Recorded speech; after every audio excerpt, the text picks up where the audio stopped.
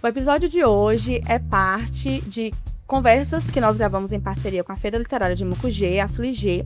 E no episódio de hoje nós conversaremos com a defensora pública, graduada em Direito pela USP e escritora de destaque na literatura brasileira, com livros como Não Fossem as Sílabas do Sábado e A Árvore Mais Sozinha do Mundo, Mariana Salomão Carrara. Seja bem-vinda, Mariana. Obrigada, que legal estar aqui com vocês.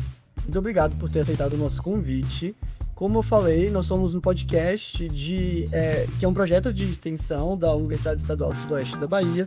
Então, vamos começar a nossa conversa falando um pouco sobre isso, sobre a sua experiência como universitária. Nós já ouvimos muito você dizer sobre como a sua carreira profissional influencia as temáticas dos seus livros, mas eu queria saber como a Mariana, antes e depois da graduação, como essa experiência se manifesta de alguma forma na sua escrita, ou como você enxerga o mundo. Ah, legal. Eu acabei indo cursar Direito, né? Apesar de ser apaixonada por literatura desde pequena, eu escrevia muito, a adolescência toda.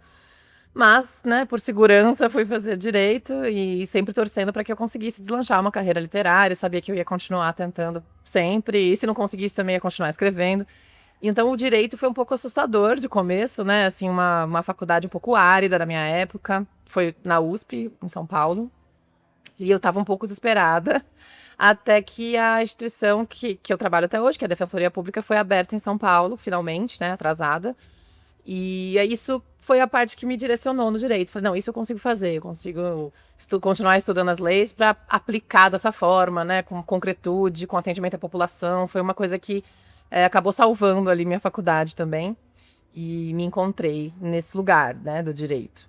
Então, não era uma relação acadêmica apaixonada, né, assim, de estudar, mas eu fazia parte de tudo que dava para fazer na faculdade. A vida estudantil me agradava muito também, política acadêmica, tudo eu estava muito envolvida.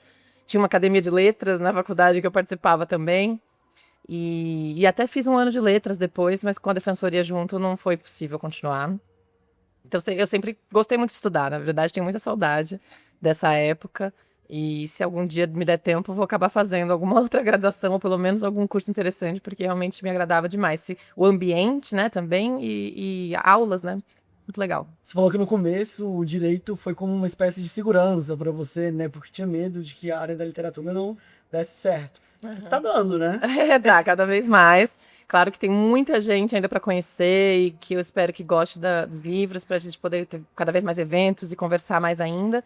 Mas realmente está num momento muito único para mim, até com publicações no exterior, né? Os livros estão saindo em alguns países, tem sido muito interessante ver como é que funciona em outra língua, as traduções, né? São momentos muito legais. Vai virar filme ou outro, teve teatro, então realmente é muito pulsante. Claro que eu ainda não tenho, né, uma segurança, assim, de abandonar uma carreira como a defensoria, e também eu acho muito interessante, né, o que me aflige é o tempo, realmente é um desgaste de tempo muito forte e uma carga mental meio emocional também forte, mas tem sido possível equilibrar com as férias, né, para escrever, usar momentos de lazer. Então, por enquanto, estou fazendo essa manutenção dos dois lados. Admirável. E não tem como falar dos seus livros sem tocar na questão do título, que são títulos excelentes. Você já comentou que algumas vezes o título surge da história, outras vezes surge primeiro o título e depois você desenvolve o texto. Em qual dos dois casos você considera mais desafiador produzir o livro? É muito gostoso você escrever já com um título. Assim, na hora que surge o título no meio do texto e você gosta, né? É aquela coisa de mudar o nome do arquivo, as coisas vão ficando mais confortáveis, de repente é uma metáfora que acaba conduzindo muita coisa dali em diante, então é muito bom achar esse lugar de conforto do nome, né? E às vezes demora. O Árvore Mais Sozinha do Mundo demorou bastante. O Sílabas não, que é uma das cenas iniciais, né? O Se Deus Me Chamar Não Vou, eu só decidi depois do fim do livro, ele chamava Banho-Maria antes. Então tem essa aflição ele tem que surgir, né, de uma cena, de uma frase que se sustenta por si só e também significa muito para o livro. E já o Cláudia Vera Feliz Natal e o É Sempre a Hora da Nossa Morte Amém, eu escrevi com o título já. O livro veio de um desdobramento desse título, então é muito gostoso de ir explorando esse acaso, né, que é a ideia do título, e partir sempre desse lugar. É bem bom quando acontece isso. E hoje você já sente pressão ao definir o título de uma obra, porque todo mundo celebra os seus títulos. Eu não posso errar um título não, gente. Mas, putz, tem que escolher o título. Deve dar um friozinho na barriga escolher. Sim, até porque, assim, o próprio Árvore Mais Sozinha do Mundo, ele é diferente dos meus outros títulos e, ao mesmo tempo, é diferente como livro também. É uma temática muito diferente, uma narração muito diversa, com um ritmo também mais lento. Então, eu achei bem interessante que o título também não fosse tão parecido, né, tão prolixo, ou levasse para uma frase enigmática, né? Então, foi bom ele destoar e, ao mesmo tempo, continuar mais ou menos com a minha cara. E aí, vamos ver os próximos, né? Sempre um pavorzinho. Bom, e nós, estudantes de letras, no nosso caso, nós tendemos a tentar encontrar em escritores contemporâneos, ou de uma mesma região, tentamos encontrar algo que os defina, como escolas literárias, ou movimentos literários. Eu sei que muitos autores rejeitam esses rótulos de alguma forma, né? Nem sempre o que a gente tenta elaborar na universidade reverbera para os autores, né?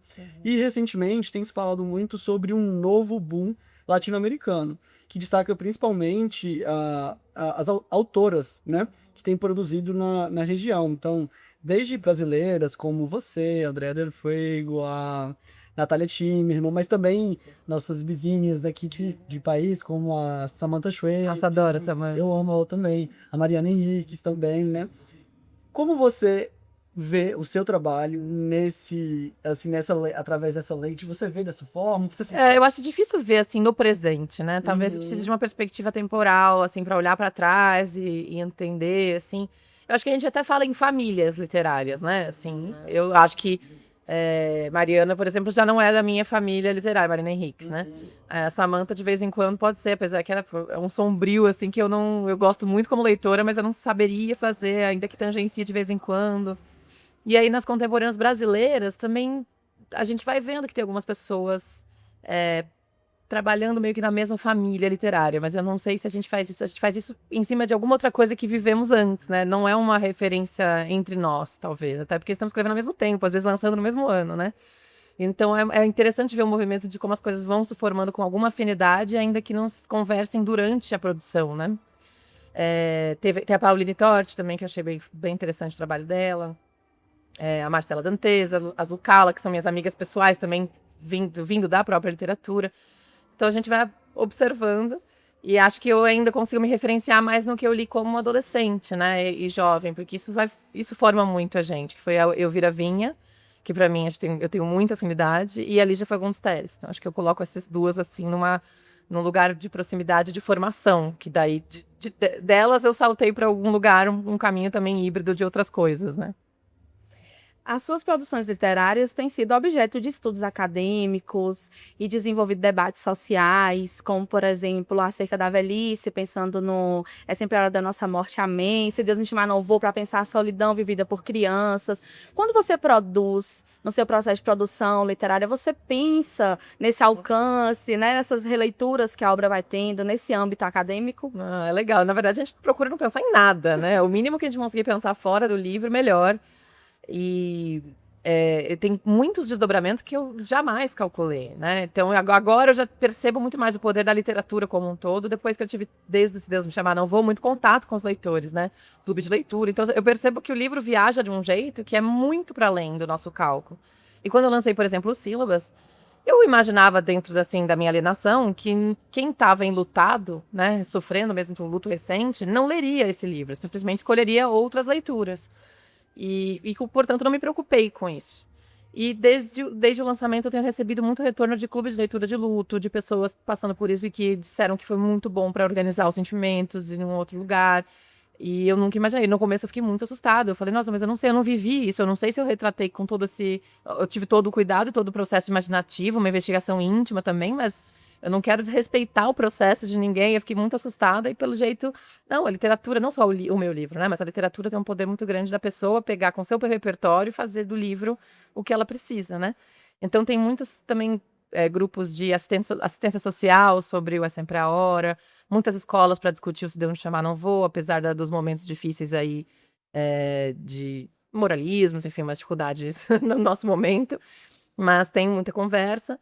E eu não penso, assim, se vai ter uma reverberação concreta, né, Claro que a gente entrega tudo que tem, e nossa visão de mundo vai parar no livro, e quanto mais a história sensibilize, mais potencial ela tem de chegar em pessoas que têm realmente poder de atuação ou mobilização e conversa sobre temas. Você parte da linguagem, né, e de como essa linguagem te comoveu nessa história e marcou e te tirou de um lugar e botou em outro, e começa a puxar temas, né, que é esse momento que as pessoas começam a pegar um livro literário para falar de atividades e situações de fato, né. Isso é um fenômeno que é muito interessante, que eu acho que se o autor calcular e procurar, né, causar, pode ser que ele falhe, né? Sim. Porque realmente a entrega para a história é o que vai acabar fazendo com que a pessoa sempre, né, se sinta tão tocada que ela começa a ver os temas muito vivos ali dentro.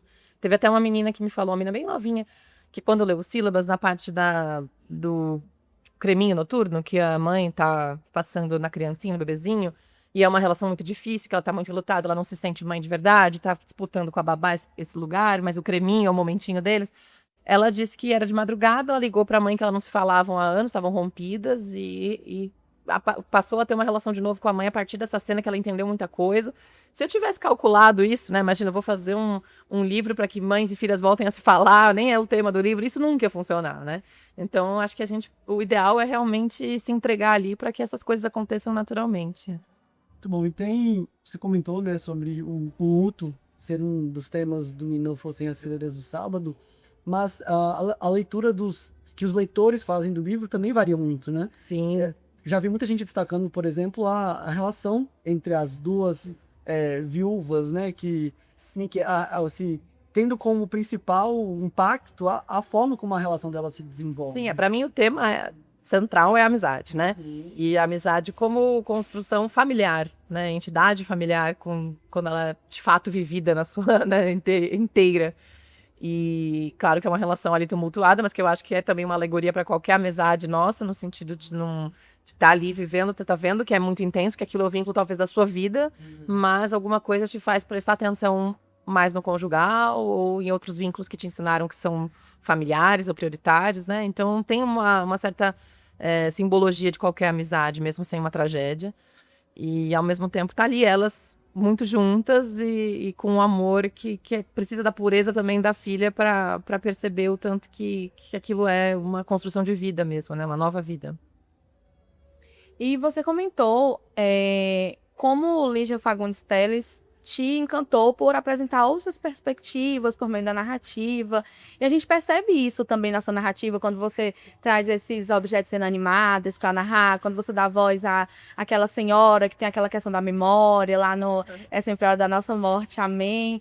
Então, como você percebe a recepção? Como você tem percebido que as pessoas têm lido essas novas perspectivas a partir da sua literatura? Olha, eu acho que as pessoas fazem um trabalho incrível como leitoras. Sim. Eu admiro muito o leitor, assim. Eu acho que tem gente que lê muito melhor que eu, né?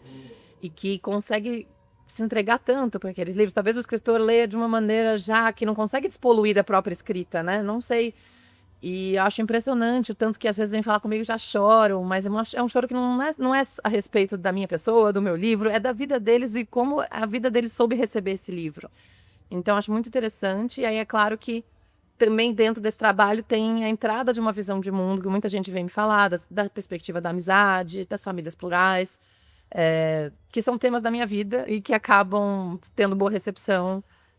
Agora com o Cláudia Vera Feliz Natal, que é o meu lançamento, eu trouxe isso até numa perspectiva legal, né, no processual, sobre leis e justiça. E tem isso vai abrindo mais discussão em todos os lugares, né? Dependendo de onde eu for, até judicialmente, de conversa de uma perspectiva mesmo de trabalhadores, atores da justiça. E com a população é também uma outra conversa que abre muito caminho para as pessoas pensarem a vida de um outro jeito também, né? Não só do que a gente vem fazendo automaticamente. Então, com isso também, homofobia, são vários temas que não é que eu estou falando disso, né? Mas quando a gente vive uma história intensamente e essa história vive a partir de uma perspectiva diferente, você acaba abrindo alguns outros olhos aí, né? Você comentou que nunca havia vivido o luto daquela maneira, né? Como a personagem de Nepocinha de Células do Sábado, mas se desafiou a escrevê-la e, como a Marina comentou, você também já escreveu a partir da perspectiva de uma senhora, de uma criança, de objetos inanimados. Você se desafia a construir personagens e perspectivas que não são lugares confortáveis para você? É um desafio pessoal? Você acha que a sua... Eu acho que isso é uma vontade de escrever várias coisas diferentes, né? Então, eu quis viver esses papéis, né? E imaginá-los inteiramente. E minha vida eu acho que já esgotei, né? Não, se Deus me chamar, não vou. É o máximo que eu trouxe ali da minha história, né? Como da minha criança, da minha personalidade infantil. E o resto, realmente, eu saio de mim muito, porque isso abre muita imaginação e abre a verdade. Nós conseguimos alcançar mais verdade nessa imaginação externa, né? Então, mesmo o Cláudia Vera Feliz Natal, eu não estou narrando como uma defensora pública, que seria a minha experiência, né? Ao ponto de vista de um juiz, inclusive um homem. E isso abriu a história muito para mim, que eu consegui, lógico, com muita pesquisa, depoimentos e tudo, mas também a minha imaginação, sentir mesmo essa angústia de decidir, de estar numa cidadezinha isolado, de forma parecendo um estrangeiro e que não se comunica bem e querendo ter uma amizade sem conseguir. Então já deu para explorar um pouquinho a amizade masculina, intimidade masculina principalmente, a dificuldade desse laço. E isso tudo, né, saindo totalmente da minha perspectiva. Teve até uma brincadeira aí numa das mesas, acho que em Curitiba, com o Jefferson Tenório, que alguém perguntou se foi estranho eu escrever como homem, se alguém questionou isso. Eu falei, gente, mas antes do homem eu fui uma árvore, uma caminhonete rural. Eu ainda esperei para ser o homem, né? Acho que agora eu já estava pronta. E, enfim, eu acho muito gostoso, porque é uma maneira de você acessar o masculino por uma pessoa que passou por um outro lugar, né? E talvez traga uma verdade diferente do narrado por um escritor homem. Enfim, a gente tem que ir experimentando tudo, né? Não coloco realmente como desafio, mas como uma vontade mesmo de viver essas outras vidas. Que bom. De gosto. E, Mariana, nós encerramos sempre aqui o nosso bate-papo pedindo ao nosso convidado que deixe uma indicação cultural para o pessoal que está assistindo, ouvindo o episódio, algo que você tenha lido recentemente ou não tão recentemente, que você queira indicar, ou um álbum, uma música, um filme. Fique à vontade para deixar sua recomendação. Ai, meu Deus, quanta coisa que pode ser. E eu tenho falado do Caderno Proibido, né, que foi um dos livros que eu li esse ano, nos últimos meses, e me surpreendeu muito. Acho que eu fui imaginando pela sinopse, que é uma coisa que você consegue intuir o que é. Sim, falo, tá, eu consegui entender. E aí, na prática, é tão vivo, essa mulher é tão real, e ela tem ambições e quase libertações, e quase emancipações tão palpáveis, que você fica muito tocado com o que aconteceu com as mulheres, né, nos anos todos, e ainda acontece. Então, eu deixo essa indicação. Perfeito, muito obrigado pela recomendação e pela generosidade de ter vindo conversar com a gente. E já que aqui a gente está falando em áudio, né, também queria anunciar que eu tenho alguns livros em audiobook, tanto por acessibilidade, como para quem pega muito ônibus, né, transporte, faxina, a gente fica escutando um pouquinho, né. Então tenho Não Fossem as Sílabas do Sábado, narrado por mim, A Árvore Mais Sozinha do Mundo, Eu Sou a Árvore, e outras 3 pessoas fizeram os outros narradores, e o Se Deus Me Chamar Não Vou, narrado pela Lorena Comparato. E eu adoro ouvir também por conta do tempo, né? Então eu tenho algumas indicações de audiobook que eu gosto muito. Que, por exemplo, Mulheres de Tijuco Papo está muito bem performado. A Corsária dela também, muito bom. Escreva o Seu Nome num Grão de Arroz. Também amei, o livro é ótimo e a gravação também tá boa. Então são esses 3 últimos que eu ouvi mais recente e achei muito bons. Excelente. Para quem, como eu, não consegue ler enquanto está em trânsito, eu fica tenho enjoado, enjoo, eu também não consigo. Aí dá pra ir ouvindo. Tem gente que gosta de acompanhar o livro e escutando ao mesmo tempo. Também, que é uma maneira da entonação, né? No caso do Árvore tá divertido, porque é um narrador de espelho português. Então também tem um português de Portugal fazendo, tem uma pessoa fazendo sotaque gaúcho, da rural. Então é uma diversão à parte, né? Essa escuta. Muito bom. Obrigada, Mariana. Obrigada a vocês pela atenção, adorei a conversa. Muito obrigado. Bom. Obrigada.